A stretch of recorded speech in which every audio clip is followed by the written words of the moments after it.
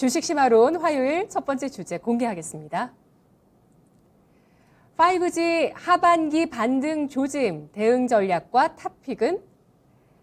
어제 월요일장 NH투자증권에서 미국의 하원에 인프라 투자 법안이 9월 중에 통과가 된다면 통신 장비주의 투자 심리를 자극할 수 있는 이벤트가 될 수 있다. 이렇게 분석을 하게 되면서 5G 통신 장비주의 저점 매수가 들어왔습니다. 하반기에 변화되는 그 대목들이 어느 쪽인지 오늘 분석 들어보도록 하겠습니다. 토마토 투자클럽 김혜진, 문서진 전문가 만나보시죠. 안녕하십니까? 안녕하세요. 말을 안 하고 넘어가야 될 것 같은데 너무 저희 거의 맞춘 듯. 파란색이요? 예. 네, 오늘 깜짝 이거 근데 놀랐습니다. 모르는 척하고 넘어가야 되는데. 그렇게요. 시청자분들이 안 좋아하시거든요. 그러네. 무심하게 넘어가기에는 색이 너무 근데 뭐 저희가 옷 입었다고 뭐 사실 뭐 시장이 내리고 하는 게 아니고 그럴 것 같으면 저희 옷 때문이면 저 맨날 뭐 빨간색 입고 다니죠. 네. 김혜진 전문가님은 오늘 왜 파란색 고르셨어요, 옷을? 그러게요. 저도 입고 그냥 무의식에 입었는데 네. 그랬는데 어떻게 만나 뵈니까 같은 네. 코드가 돼버렸네요. 네. 문서진, 앵커님도 저는 오늘 아무래도 지수가 좀 저항선에 와 있기 때문에 신중하자는 의미로 파랑을 입어봤습니다.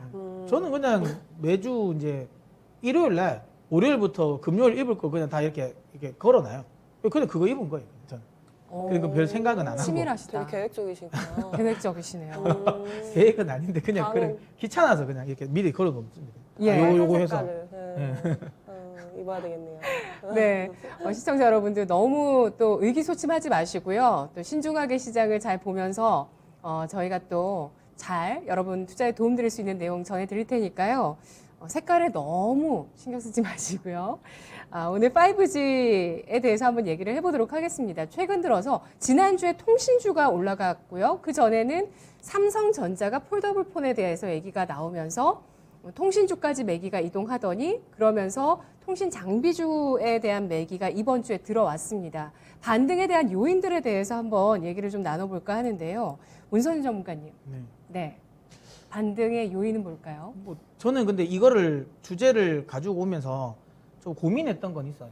그러니까 이게 약간 징크스 같은 게 뭐 사실 토마토 방송을 많이 보신 분 아시겠지만 제가 이제 5G를 굉장히 좀 좋아하는 전문가고 굉장히 강하게 미는 이제 전문가인데 희한하게 저희가 이게 5G가 올라가서 이제 이야기를 하려고 가지고 나오면 그게 약간 징크스처럼 그 다음 좀 내려요.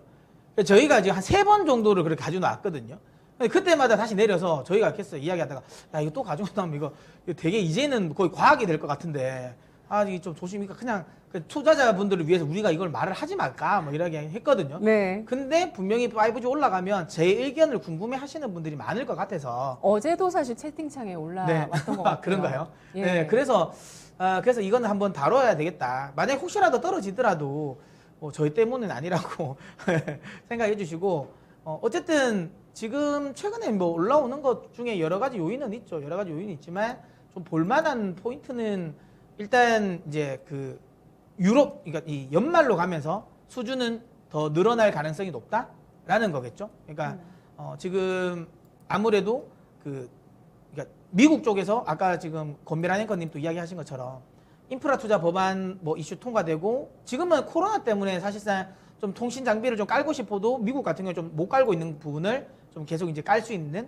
부분도 연말 되고 생길 수 있고 또 하나는 이제 연말로 지나가면 유럽이 5G를 이제 시작하거든요. 그럼 유럽형 매출에 대한 기대감도 있고 영국도 호주도 지금 이제 이 하반기부터 연말부터 네. 본격적인 투자를 하고 영국도 이미 시작을 하고 있는 상황이고 그 다음에 내년 상반기 정도 되면 인도 쪽도 또 투자를 할 거란 말이죠. 뭐 이런 거에 대한 기대감이 일단 있다라는 거. 그 다음에 뭐 최근의 반등은 저는 아직까지는 의미를 부여하지는 않겠어요. 왜냐하면 그러니까 워낙 조정이 깊다 보니까 그냥 이제 이런 펀드 매니저들 입장에서 지금 딴 거 살려니까 너무 비싸다. 그나마 좀 저가 매수 할 만한 게 어딨냐 싶은 거는 대부분 그래서 요런 거 깊은 조정을 이용한 저가 매수. 요거 네. 가장 중요한 거 뭐 나중에 한 번 더 이야기하겠지만 네. 국내 이통사들이 너무 이번에 실적이 너무 좋았어요. 그거는 사실 국민들의 저항을 받을 수밖에 없거든요. 왜냐하면 5G를 그러니까 영업이익이 높은 이유는 딴 거 없어요. 5G 가입자가 많이 늘었다는 거죠. 그래서 알프가 늘은 건데 그 는 만큼 서비스는 안 늘었어요. 아시는 것처럼 5G는 더 느려졌습니다. 그러니까 이런 부분이 높아지는 영업이익으로 인해 가지고 이제 일정 수준 다시 국내 쪽도 이 통사도 투자를 하겠다 할 것이다 이런 기대감인 거죠. 그래서 이제 좀 올라왔다고 보시면 될 것 같아요. 네, KMW 기준으로 봤을 때 1월부터 지금까지 월봉 기준으로 3월을 제외하면 내리 내렸습니다. 내리고 9월을 맞이해서 지금 바닥을 형성하고 반등을 해줄지 중요한 시점에 와 있는데요. 내리 내렸던 통신 장비주가 반등했던 요인에서 중요한 건 뭐가 있었을까요? 김혜진 전문가님.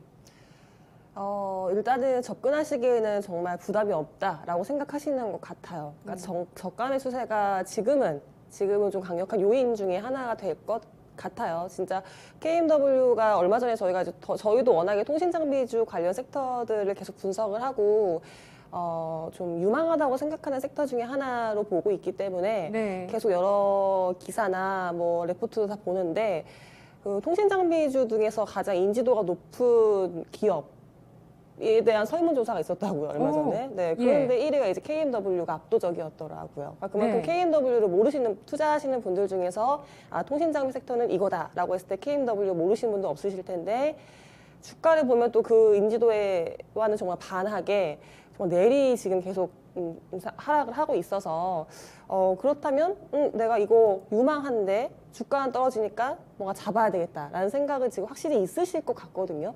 그래서 저가 매수세들이 지금 들어오고 있는 것 같고 뭔가 저희가 뭐 성장 산업, 유망한 섹터 내에서 지금 잡기에 좀 부담스럽다 하는 종목들이 많은 반면에 5G 통신 장비들은 그렇지 않은 가격대를 형성하고 있는 종목들이 많아서 그런 매수세가 유입이 되고 있는 상황이라서 뭐 저희도 반갑기도 합니다만 조금은 더 확인을 하고 싶기도 해요. 좀 이게 추세적으로 이어질지 워낙에 좀 5G 통신 장비 기업들이 좀 뭔가 괜히 의도치 않게 양치기 소년처럼 돼버려가지고 네. 뭐 투자할 거다라고 했는데 또 더뎌지고 못하고 뭐 이런 부분이 있어서 그런 부분이 있을 것 같고요. 근데 또 기대되는 부분들은 많죠. 앞서서 계속 얘기해 주셨지만 일단 또 글로벌 투자가 재개가 될 것이고 그리고 미국에서의 지금 1조 달러의 지금 인프라 투자안 그러니까 지금 당장 눈앞에 닥친 건 1조 달러 규모인데 이 1조 달러 그 인프라 투자 안에는 좀 정통 인프라가 많거든요. 네. 뭐 도로라든지 뭐 전력, 또 통신 인프라가 또 들어가기 때문에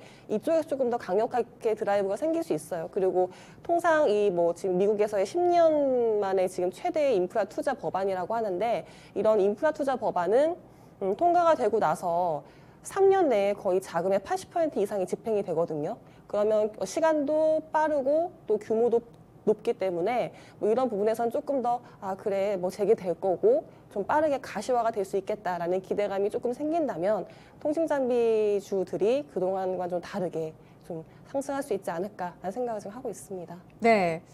5G는 역시 하룻밤의 풋사랑이라고 그날에님께서 의견을 주셨고요. 저희는 또 양치기 소년이라는 별명을 한번 지어봤습니다. 그리고 다산이 8,000원대다. 그날에님께서 5G 통신장비주 관심이 많으시네요. 테리케이님께서 기관이 사려고 폼을 잡고 있네요. 5G 통신장비주 말씀이시죠? 코스닥님이 내 종목이 내린 게 파란색 때문이었구나. 그거 아닙니다. 네, 아니고요. 코스닥님께서 또 의견 주셨는데요. 그렇습니다. 5G 통신장비주. 성장주라는 걸 알고 있고 인프라 투자 법안을 시행했을 때 당연히 미국 쪽에서 중국을 누르기 위해서라도 이 분야를 많이 투자할 거다. 이렇게 심증으로 있었지만 그동안 상반기 실적이 좋지 못했던 것도 있고요. 그리고 주식시장에서는 의외로 또 이런 징크스가 잘 통하기도 하거든요. 그래서 과연 진짜 진바닥을 확인했을까 잘 살펴야 되는 분야는 맞습니다. 정말. 자, 그렇다면 5G 통신 장비주의 앞으로의 변수, 주가를 결정지을 변수가 뭐가 있을지 들어보도록 할게요. 문서진 전문가님. 이제 앞서 김혜진 전문가님 이야기하신 것처럼 이제 늑대가 나타나야죠. 네. 그러니까 이제 말 그대로 실적이 나와야 됩니다. 그러니까 원래 저는 이제 올해 통신 장비주 같은 경우도 제가 계속 이제 투자 의견을 좀 하향 조정 계속 했었던 부분이 처음에 이제 1분기는 실적 어차피 안 나올 거다. 2분기의 실적에 대한 기대감이 있을 거니까 오히려 2분기 실적에 대한 기대감이 반영되는 5월 달부터 반등이 나올 거다라고 이야기를 했는데 5월 달에 살짝 반등이 나왔어요, 실제로. 5월 달에 좀 반등이 나오면서 이거 제대로 되나 싶었는데 6월 달부터 다시 꺾였거든요. 그 이유는 2분기 실적도 안 좋다라는 거예요. 그러니까 기대를 했었던 부분은 상반기에 이제 국내 이통사들이 자금을 집행할 거라고 예상을 했는데 자금 집행이 안 됐던 거예요. 그래서 안 좋았는데 이제 밀릴 만큼 밀리긴 했어요. 이제 왜냐하면 아까도 했지만 지금 국내 이통사들이 지금 우리 소비자들이랑 소송 걸린 게 굉장히 많아요. 굉장히 많은 거고 이 불만이 만만치 않다라는 거. 그리고 앞서 이야기드린 것처럼 그 이통사들의 영업이익이 높아졌다. 그렇다면 이걸 투자를 안 할 수 없다라는 거고 이제 예전에 제가 5G 이야기를 할 때 지금 우리나라 5G는 넌 스탠드 언론입니다. 그러니까 LTE망과 5G를 같이 씁니다. 그러니까 처음에는 이 망이 그래도 좀 널널했어요. 그래서 그 5G 참여자들이 좀 와도 별로 느려지고 이런 게 못 느꼈는데 이제는 이게 너무 트래픽이 너무 꽉 차다 보니까 LTE 가입자도 불만이에요. 느려져서. 5G 가입자는 당연히 이제 원래 자기 속도가 안 나니까 불만인 거죠. 그래서 이게 두 개가 다 이제 불만이 터졌기 때문에 이제 스탠드얼론 쪽 원래 이제 어쩌면 진짜 이제 5G를 할 수 있는 단독망, 그러니까 이 5G 단독망을 투자를 하는데 KT가 먼저 이야기를 했고 SKT가 따라갔어요. 그러면 이 부분에 대한 투자도 진행될 거고. 네. 그럼 KT는 하반기에 바로 예, 투자를 한다고 했습니다. 5G 통신망을 투자하는 그렇죠. 거고요. 네. 스탠드얼론으로. 그리고 스탠드얼론으로. 예, 그다음에 이제 SK도 따라간다고 하반기 한다고 했거든요. 그다음에 예. 또 하나는 지금 이제 5G 특화망 관련 부분입니다. 이게 뭐냐면 많은 분들이 어쨌든 진짜 5G는 28기가 이상이다라는 거잖아요. 근데 이게 그러니까 주파수의 성격상 28GHz로 커버리지를 하기가 좀 어렵습니다. 한 400m 반경으로 가기도 어려워요. 그렇다면 이게 비용적인 측면이 너무 강하고 이걸 원래 미국에서 버라이즌이 하려고 하다가 실패를 한 거예요. 그러니까 지금 28기가는 통용은 안 됩니다. 우리는 지금 대부분 이제 4기가 쪽으로 이제 sub-6죠. 그러니까 6기가 미만으로 이제 이 5G를 이용을 해야 되는데 그러면 이제 우리가 생각하는 거 있잖아요. 뭐 그러면 뭐 스마트 팩토리라든지 뭐 이런 좀 뭐 AI라든지 이런 쪽에는 그러면 5G 28기가가 돼야 되지 않냐라는 생각을 하는데 그래서 특화망이 이제 뚫린 거죠. 그 지역만 특화적으로 28기가를 쓰는 거거든요. 근데 이걸 기업이 해야지 돈이 되는데 지금까지 안 했어요. 근데 최근에 우리나라 이제 공공기관들을 중심으로 시작을 합니다. 그러니까 일단 한국전력이 제일 먼저 시작을 했어요. 28GHz 이제 특화망을 쓰겠다라고 했고 이제 점점 이제 포스코라든지 이런 쪽으로 계속 넓혀 간다라는 점. 네. 그렇다면 그쪽에 대한 모멘텀도 발생을 할 거라고 보고요. 또 하나는 가장 핵심입니다. 지금까지 이 통사들이 5G를 투자 안 했던 건 이거죠. 이 정도만 해도 별로 이게 괜찮다라는 거였어요. 왜 킬러 컨텐츠가 없었거든요. 빨라봐야 뭐해. 뭐 빠른 거 가지고 너희가 할 게 없는데 라는 건데 이제 조금씩 이제 자율주행 관련 이슈도 이제 나오고 있고 가장 네. 중요한 거 메타버스. 네. 메타버스 관련 이슈가 나오면서 통신사 입장에서는 이 메타버스는 먹을거리가 되거든요. 그러면 그렇다면 이런 이제 킬러 컨텐츠가 또 나왔다라는 것도 투자를 할 수 있는 요인이다라고 보고 지금부터는 좀 끌고 가지지 않을까라고 생각합니다. 그래서 3분기는 아주 드라마틱한 반전은 안 나오겠지만 그래도 실적의 턴어라운드는 보일 거고 4분기부터 조금 이제 시장에서 원하는 정도 수준의 실적이 나올 거라 보고 있고요. 근데 가장 이제 마지막 변수 이재용 부회장이 가석방 됐지 않습니까? 그러니까 이재용 부회장이 구속되면서부터 지금 이 삼성전자의 5G 수주가 거의 딱 미국 내 수주가 멈췄거든요. 대형 수주가. 근데 어쨌든 가석방 되면 이쪽도 제가 보기에는 땡겨오지 않을까. 이런 기대감까지 다 포함이 되니까 한번 기대해 볼만 하지 않나 생각합니다. 연말에는. 하반기는. 예. 네. 알겠습니다. 어제 나온 리포트 NH투자증권 리포트라고 말씀드렸죠. 앞서서 그 인프라 투자 법안이 통과됐을 때 투심을 건드릴 수 있다. 5G 통신 장비주 긍정적이다라는 의견이었고요. 8월부터 보시면 하나금융투자에서 꾸준하게 리포트를 내왔더라고요. 이제 통신 장비주 다시 매수할 시점이다라고 얘기하면서 상반기는 암흑기였고 이제 하반기 아까 문서진 전문가도 실적이 늑대라고 얘기를 해주셨지만 하반기에 3분기가 개선이 되고 4분기는 괄목할 만한 실적이 나올 것이다 라고 하나금융투자에서는 또 전망을 했습니다. 관련해서 정책, 국내 5G 투자 확대, 통신주 실적 좋다는 점, 그리고 이재용 부회장의 가석방 역시 긍정적이라고 보고 있고요. 그리고 미국의 또 10월 주파수 경매도 뭐 중요하게 보더라고요. 그 밖에 또 문선인 전문가는 호주와 일본, 호주와 유럽 지역을 또 5G 투자 시작 시점에서 하반기에 또 변수로 작용할 수 있다고 판단을 해주셨어요. 5G 주의 탑픽을 꼽아보도록 하겠습니다. 질문이 몇 가지 들어와 있는데 한번 간단하게 해결해보고 종목을 볼게요. 송영배님께서 5G는 인공위성을 해도 지장이 없겠습니까? KMW 물 타도 되나요? 라고 질문 주셨어요. 제가 이거 5G 인공위성 이야기를 저궤도 위성을 진짜 엄청나게 설명 많이 드렸어요. 방송에서도 아예 다른 거다라고 이야기를 많이 드렸고, 그러니까 저궤도 위성이 안 되지는 않을 겁니다. 되지만 지금은 그게 보조 수단인 거지. 예를 들어 5G 우리가 흔히 기지국 방식의 이 통신을 다 제껴놓고 이 저궤도 위성으로 뭐 자율주행을 하고 그다음에 뭐 AI 트래픽을 돌리고 이거는 어렵다고 보시면 돼요. 왜냐하면 그 비용도 엄청나게 많이 나고 그다음에 이제 이 그 보안 문제가 굉장히 큽니다. 위성에 대한 보안 문제도 엄청나게 크고 가장 중요한 거 만약에 저런 식으로 해서 민간 기업에게 저궤도 위성으로 인해서 소위 말하면 통신 사업을 해버리면 국가가 가져갈 수 있는 몫이 없어요. 주파수 경매라든 이런 부분이. 그래서 절대로 표준을 내주지 않을 겁니다. 예, 그런 부분 때문에 그러니까 이번에 애플 같은 경우도 지금 위성통신 관련 부분도 비상이잖아요. 비상용. 그러니까 보조 수단으로는 가능하다. 그리고 앞으로 10년 후는 제가 어떻게 될지 모르겠어요. 네. 근데 이 최소한 10년 안내에 그러니까 이 저궤도 위성이 지금 기지국 방식의 이 5G, 그러니까 이 통신을 대체할 가능성은 거의 없다고 보시면 됩니다. 그거는 없다고 보시면 되고요. 이거는 뭐 네. 관련 이런 엔지니어 분들이나 관련 계신 분들에게 이야기 들어보면 굉장히 허무맹랑하다고 이야기 많이 하는 부분이니까 그 부분에 대해 의심하실 필요는 없고요. KMW 지금 물 타도 되냐라는 부분인데 지금은 하지 마십시오. 좀 기다려 보셨으면 좋겠어요. 왜냐하면 앞서 김혜지 전문가님 이야기하셨지만 늑대가 나타나는 걸 확인하고 들어가도 안 늦을 것 같아요. 그러니까 실적이 확실하게 3분기에 턴어라운드 하는지 봐야 돼요. 왜냐하면 2분기도 턴어라운드 할 것 같았는데 안 됐단 말이에요. 네. 근데 이거는 우리가 예측 못하는 게 우리나라 이 통사가 투자를 또 안 할 수도 있단 말이에요. 코로나 변이가 심하다는 핑계로. 그러니까 이거는 좀 확인을 해봤으면 좋겠어요. 그래서 제 생각에는 오히려 그냥 3분기 실적을 확인하고 들어가도 안 늦을 것 같아요.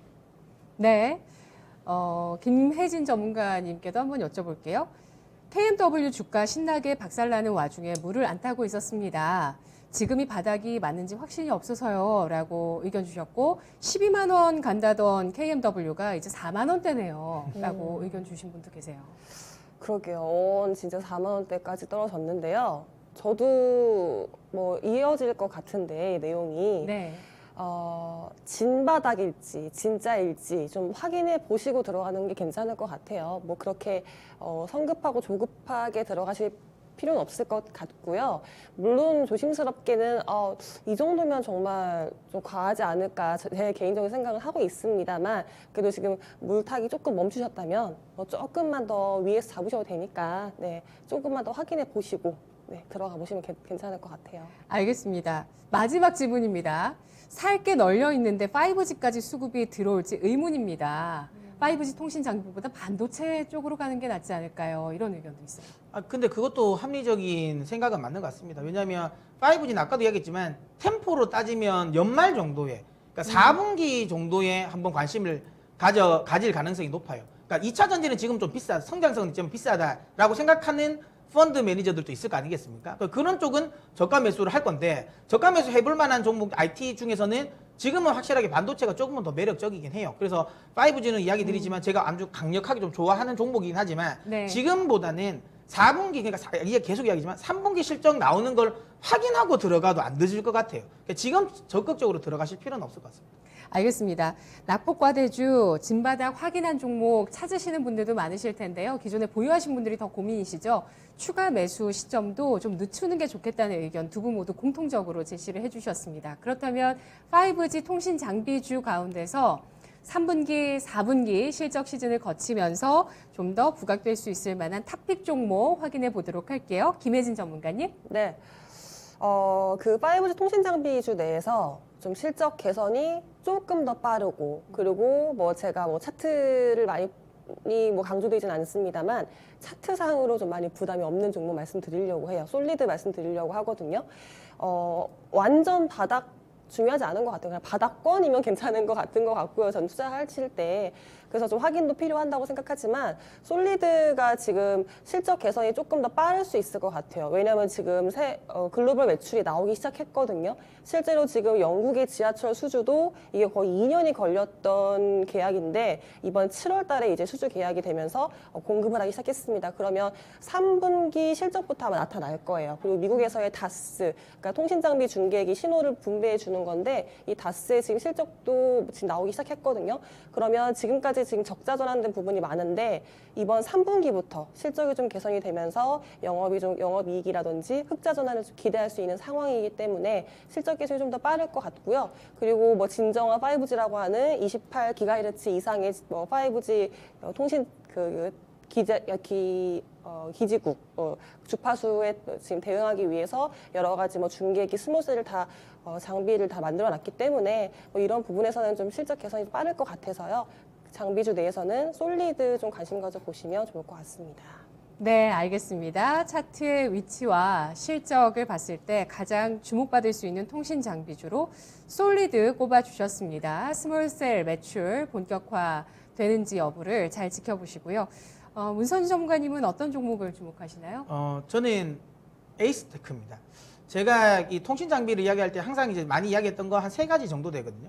그러니까 솔리드, 앞서 이제 이야기하신 솔리드, 그다음에 다산 네트워크스, 그다음 KMW인데 사실 다산이나 솔리드는 뭐 제가 관점이 변화가 없어요. 그래서 뭐 이번에 더 안 들고 나온 거고 에이스테크에 대한 제 생각이 좀 바뀌었어요. 원래 저는 에이스테크보다는 KMW를 더 선호했던 사람인데 최근에는 만약에 반등이 나오면 에이스테크가 더 반등이 빨리 나오겠다는 생각이 듭니다. 왜냐하면 지금 KMW는 이건 있어요. 그러니까 이재용 부회장으로 의해서 나중에 미국이 그러니까 이재용 부회장이 미국에서 좀 이제 굵직한 수주를 한다.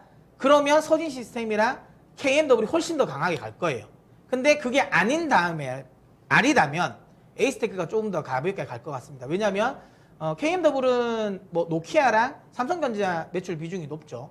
근데 이쪽이 지금은 에릭슨에게 많이 밀렸어요. 네. 그러다 보니까 물론 뭐 KMW는 에릭슨이 물량이 비중이 없는 게 아닙니다. 충분히 있긴 하지만 그래도 전체적인 매출 비중을 본다면 에이스테크가 에릭슨 비중이 더 높거든요.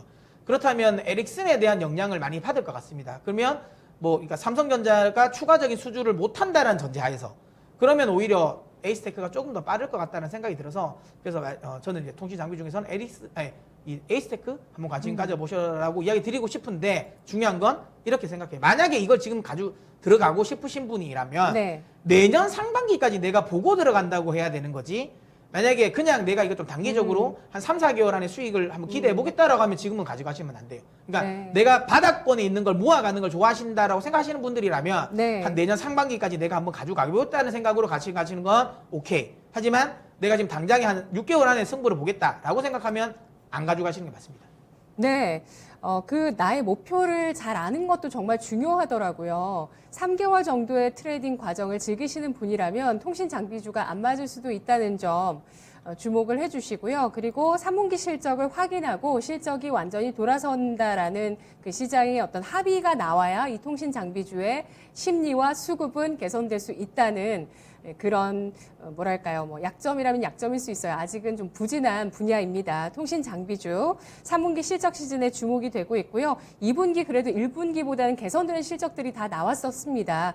그런 가운데 이제 3분기에 본격적인 턴어라운드와 4분기에 또 두각을 나타낼 수 있는 실적주, 성장주로 시장에서 우뚝 설 수 있는 가능성이 일단 남아 있습니다. 여러 정책과 또 수주 여건들 잘 지켜보면서 함께 대응을 해보고요. 그 가운데서 에이스테크, 에릭슨 쪽의 수주가 늘어날 수 있다는 점에 대해서 수혜를 받는 종목으로 분류를 해주셨고요. 솔리드, 또 스몰셀의 매출과 또 글로벌 매출 주목이 되고 있습니다. 두 가지 종목 오늘 탑픽으로 통신 장비주에서 확인했습니다. 이어서 두 번째 주제 넘어가 보죠. 알루미늄 가격 급등, 향후 전망과 수혜주는?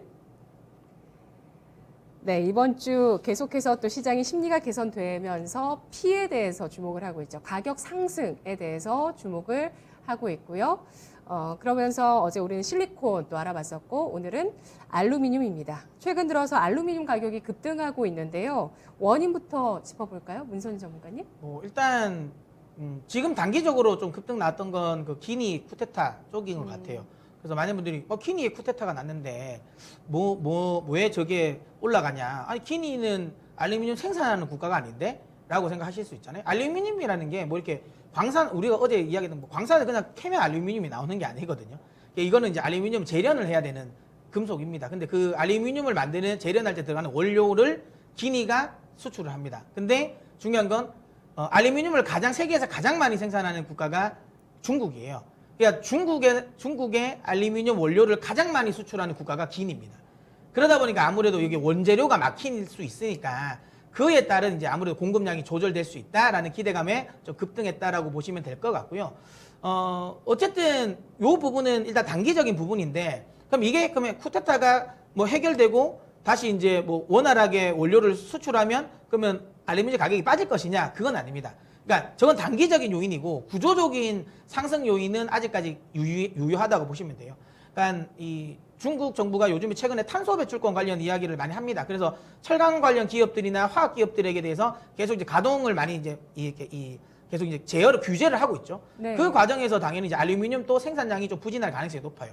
원래 알루미늄은 예전에는 북유럽 쪽에 생산이 많이 됐었어요. 왜냐하면 알루미늄을 재련하는데 전기가 많이 들어가거든요. 근데 북유럽은 그러니까 수력 발전이 굉장히 발전이 많이 돼서 생각보다 전기료가 쌌어요. 그래서 이제 그쪽으로 재련을 많이 했는데 저게 오염 물질이 많이 나오면서부터 유럽은 이제 저걸 안 한 거거든요. 그러면서 그 공장들이 동남아, 특히 이제 이게 전기료가 싼 이제 이 말레이시아라든지 그 다음에 저기 중국으로 많이 갔는데 뭐 어쨌든 그래서 중국이 지금 생산을 좀 줄여줄 수도 있다라는 거 환경 규제로 인해 가지고 그 부분이고 그 다음에 어쨌든 알루미늄은 글로벌적으로 지금 경기 부양에 대한 수요가 늘어날 가능성이 높죠. 일단 뭐 알루미늄 같은 경우가 들어가는 것들이 뭐 셰시라든지 건설에 많이 들어갑니다. 차량 뭐 내장재에도 굉장히 많이 들어가는 부분이라서 글로벌 경기 부양에 따른 수요도 늘어나는 부분. 또 하나는 이제 가장 중요한 거 최근에 어찌 보면 이것 때문에 많이 올라가는 건데 이제 전기차죠. 전기차 시장이 성장하면서 알루미늄 수요가 늘어나는데 이거 구리랑 같이 연결해서 보시면 돼요. 니켈, 구리 이런 것들. 니켈은 2차 전지 양극재에 많이 들어가고 그다음에 구리 같은 경우는 이제 음극재를 싸는 이제 동박에 많이 들어가고 지금 알루미늄은 알박이라고 해서 양극재를 둘러싸는 이제 이 전지박으로 쓰거든요. 네. 그러니까 2차 전지 쪽이 커진다. 물론 근데 저 알루미늄 박이 전체 2차 전지에서 차지하는 비중은 많지는 않아요. 한 2% 정도? 그 소재의 비중이 네. 많지는 않지만 그만큼 어쨌든 성장을 하는 거고 원래 없던 수요가 또 폭발적으로 늘어나는 거기 때문에 네네. 알루미늄 가격이 올라갈 가능성이 높다라는 거고 또 하나는 전기차로 가면 갈수록 점점점 이제 차량이 경량화해야 돼요. 그러면 특수 플라스틱 소재가 많이 들어가고 그다음에 이제 일반 이 합금보다는 또 알루미늄 합금을 더 많이 쓸 수밖에 없거든요. 뭐 그런 것들을 감안하면 이 전기차 시대에 또 수요가 증가한다. 그래서 구조적으로 알루미늄 가격은 상승할 것이다라고 보고 있습니다. 네, 양극재, 음극재, 동박까지 이 분야들에서 다 박이 쓰이고요. 각자 다른 소재들입니다. 그 가운데서 양극재 핵심 소재로 떠오르고 있는 양극박, 이걸 알루미늄으로 만들게 되고요. 저는 이 알루미늄 박이라는 그 소재가 시장에 부각됐던 게 작년 9월 정도였던 것 같아요. 1년 전. 기사가 아직도 생각나는 게 껌종이의 변신은 무죄. 이러면서 뭐 배터리 소재로 변신한다라는 그런 내용이었고요. 전 세계 생산하는 곳이 7곳밖에 없다고 그때 기사를 통해서 봐서 그때 이제 롯데 알루미늄, 뭐 롯데 케미칼 그래서 보시는 분들 계셨고 알루미늄, 알미늄 검색하시면 3가지 종목이 딱 나옵니다. 그렇죠. 알미늄. 그래서 관련주 뭐 지난해부터 해서 꾸준하게 우상향을 이어나가고 있는 모습인데요. 계속 더 우상향할 수 있을까요? 수혜주 알아보도록 하겠습니다. 김혜진 전문가님. 네, 앵커님처럼 이제 알루미늄 관련주라고 했을 때 딱 나오는 기업가 있는데요. 네. 아시는 분들은 아실 거예요. 근데 오늘 급등한 종목에서는 다 알루미늄이 붙어야 이제 급등을 하는데 제가 말씀드린 건 DI 동일이거든요. 네. 이 회사는 자회사들이 좀 똘똘하고 잘 하고 있어요. 그리고 신성장 산업 포트폴리오를 잘 짜고 있는 기업인데요. 자회사 중에 이제 동일 알루미늄이 있습니다. 그래서 이 알루미늄 박을 이제 2차 전지용으로 납품을 하는데 최근에 지금 DI 동일의 동일 알루미늄의 생산 라인이 4개의 라인이 있는데 3개 라인을 다 전기차 2차 전지용으로 다 가동을 하고 있거든요. 이게 지금 국내에 지금 셀 3사에 다 납품을 하고 있고 국내에서는 최대 규모고 지금 점유율이 1위 업체예요. 그래서 전기차용의 알루미늄 박 수요가 증가를 할 때 가장 수혜를 받을 수 있는 기업이 동일 알루미늄, 그다음에 DI 동일이고요. 또 하나의 기대되는 부분은 지금 DI 동일이 지금 자회사 동일 CNE, 그다음에 플라즈마텍으로 해서 환경 플랜트, 환경 시설 설비 사업을 하고 있는데 이 부분이 지금 이제 뭐 최근에 뭐 저탄소도 많이 들어보셨고 환경에 대한 관심이 높아지면서 이게 지금 IT 그 생산 시설에서 나오는 그런 유해가스들 이런 부분들을 저감시켜주는 장비거든요. 근데 동일 C&E 같은 경우에는 LG 디스플레이가 최대 고객사였는데 최근 삼성전기도 지금 고객사로 지금 늘렸어요. 그리고 플라즈마텍 같은 경우에는 이런 유해가스를 플라즈마 기술로 저감시켜주는, 없애주는 장비인데 이게 지금 삼성 반도체 공장에 독점으로 납품을 하고 있거든요. 그렇다면 반도체 공장의 증설 사이클, 증설 이슈에도 또 모멘텀이 될 수 있는 부분이 있으니까 DI 동일도 알루미늄 관련 또 아니면 IT 관련해서도 관심 가져보시면 네, 좋을 기업이라고 생각하고 있습니다. 네, 알겠습니다. DI 동일의 계열사 동일 알미늄 주목해 주셨고요. 또 다른 수혜주 탑픽 확인해 보도록 하겠습니다. 문선희 전문가님, 제가 그 봤던 기사에서 네. 전 세계 7곳에서 알루미늄 박을 생산할 수 있다고 나왔고요. 그때 이제 국내선 롯데알미늄, 사마알미늄, DI 동일 이 세 군데에서 만들 네. 수 있다라고 나왔는데 다른 알미늄주들도 가거든요. 남선 알미늄 다 가잖아요. 그러니까 그거는 이제 알루미늄 가격이 올랐으니까 아무래도 재고 자산 가치 상승도 있으니까 예, 그러니까 올라간다고 보고요. 이제 좀 장기적으로 올라갈 수 있는 건 아까 얘기했지만 이런 식으로 이제 2차 전지 모멘텀 네. 있는 것들이 좋습니다. 뭐 제가 이제 뭐 탑픽으로 가지고 나온 건 사마 알루미늄인데 이건 이제 그냥 제가 지금 가격에 사라는 건 아니고요. 제가 벌써 이거를 제가 이 주식학개론에서 3번을 들고 나왔어요. 3번을 들고 나왔고 제일 처음에 들고 나왔을 때도 네. 이제 이게 2차 전지 소재 중에서 좀 생각보다 관심을 가져볼 만한 거라고 해서 제가 이야기를 했는데 그때 급등이 나왔어요. 근데 그때도 제가 이거 생각보다 싸다. 급등한 거 상관없이 매수해볼 만하다라고 이야기를 했고 두 번째는 또 이제 제가 이제 이 철강 관련주 할 때 철강주 그냥 일반 철강주보다는 차라리 제가 그냥 이제 이 모멘텀 있는 게 좋다고 하면서 그때도 제가 사마알루미늄 이야기했거든요. 네네. 네, 그때도 급등했지만 몇 주 전 아닌가요? 네, 그때도 더 괜찮다. 오히려 그냥 매수하셨어 떨어지면 추가 매수한다는 생각으로 하셔라 했는데 예. 이제는 그 말을 못 하겠습니다. 어. 예, 제가 처음에 이야기했던 시점에서 3배가 올랐으니까 이제 지금부터는 좀 가격 부담이 분명히 생겨요. 이게 쉽지 않습니다. 이제는 그냥 가지고 계신 분들은 한 33,000원이 이탈되지 않으면 내가 그냥 홀딩한다는 수익을 담보로 홀딩한다라는 생각으로 가는 게 맞고 지금 신규 자리는 아닌 것 같습니다. 신규 자리는 아닌 것 같고요. 제가 이렇게 이야기 드리는 부분은 그냥 그래도 어쨌든 알루미늄 관련 종목 중에서 그래도 장기 성장할 수 있는 것들은 제가 보기에는 이제 이 사마 알루미늄 같다고 해서 들고 나온 거고요. 이건 제가 공략 이야기는 아닙니다. 이거는 예전처럼 한 2주 전에 이야기했던 것처럼 그냥 뭐 떨어지면 저가 매수 추가적으로 이거 아닙니다. 지금은 그것도 좀 비쌉니다. 그래서 이거는 가지고 계신 분의 영역이고 네. 다른 분들은 다른 종목을 또 제가 또 많이 소개시켜 드리니까 그건 이제 다른 걸 하시고 그리고 제가 보니까 이 DI 동일 좋은 것 같아요. 예. 가격 부담 없죠? 없는 것 같아요. 이게 생각보다 싸더라고요. 예. 지금 물론 이제 DI 동일을 그냥 2차 단순히 전지, 예, 그냥 2차 전지로 안 묶고 예. 그냥 일반 소재 업종으로 묶으면 비싼데 2차 전지 업종으로 묶어서 생각하면 피는 싼 것 같아요. 싸죠. 예, 폰은 싸니까 해볼 만할 것 같아요. 그 DI 동일이 오히려 더 나은 것 같습니다. 네, 알겠습니다.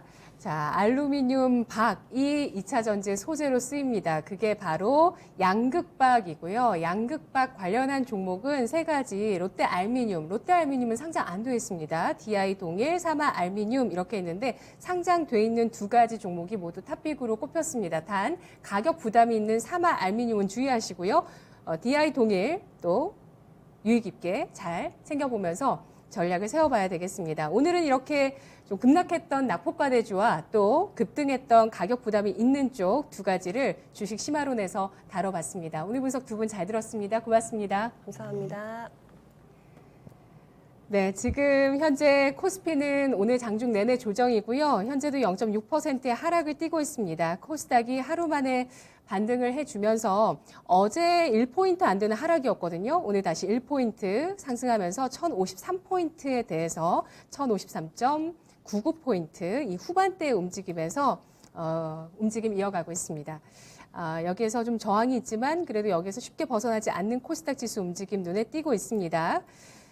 이번 주 좀 만기일의 변동성이 나올지 주목하시는 분도 많이 계시고요. 또 기다리시느라 좀 많이 인내심의 한계를 느끼시는 분도 계시는데요. 조금은 마음 느긋하게, 오늘만 투자하는 거 아니니까요. 느긋하게 시장 바라보시면 좋을 것 같습니다. 자, 오늘 오후장 마무리도 토마토TV와 함께 해주시고요. 지금까지 저희가 전해드렸던 내용은 투자 판단에 도움드릴 수 있는 내용들입니다. 주가의 상승과 하락을 보장하지 않는다는 점 유의하시면서 대응하시기 바라겠습니다. 시청해주신 여러분 고맙습니다.